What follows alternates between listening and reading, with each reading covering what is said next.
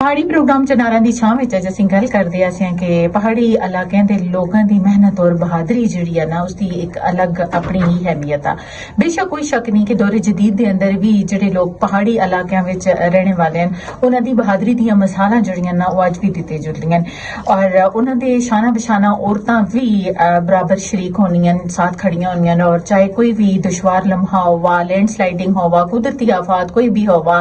और ओह खवातीन जिहड़ियां अपने मर्दां दी शाना बशाना मिली जुलकर कम काज कर रही होनियां। इसी वास्ते दौरे जदीद के अंदर अगर शहरी जिंदगी को दिखा चला तो असा लोगों की जिंदगी जिहड़ी है ना बड़ी सुस्त हो गई है, बड़ी कायली वाली जिंदगी हो गई है और असा दे बुजुर्ग लोग ना अक्सर घर दे अंदर भी ये जुमले जरूर असा को एक मुहावरे की शक्ल विच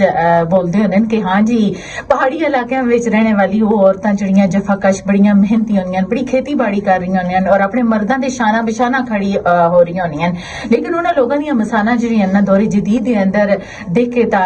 अज दी जिहड़ी जनरेशन आ असां ली जिहड़ी नस्ल आ तकरीबन जिहड़ी है ना वो बड़ा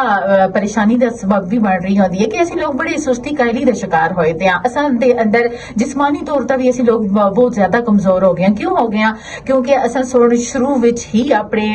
आप ता उस तरह दी नहीं कीती यानी बहादुरी दा मुजाहरा ही कोई नहीं कीता ना कोई इतना सख्त काम कीता सख्त जान नाल। लेकिन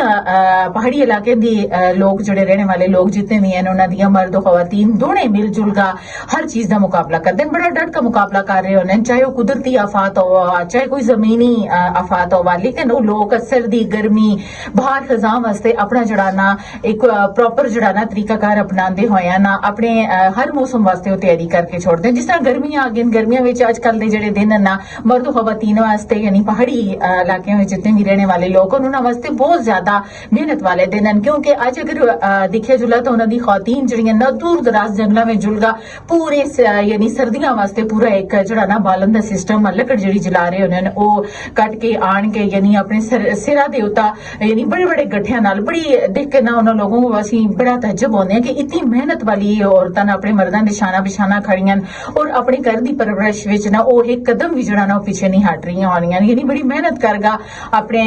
फैमिली दे नाल अपने शोहर दे नाल यानी शाना बिशाना खड़ियां होनियां कदम ब कदम मिला के चलदियां और इसी वास्ते उन्होंने लोगों दी मिसालां जिहड़ियां ना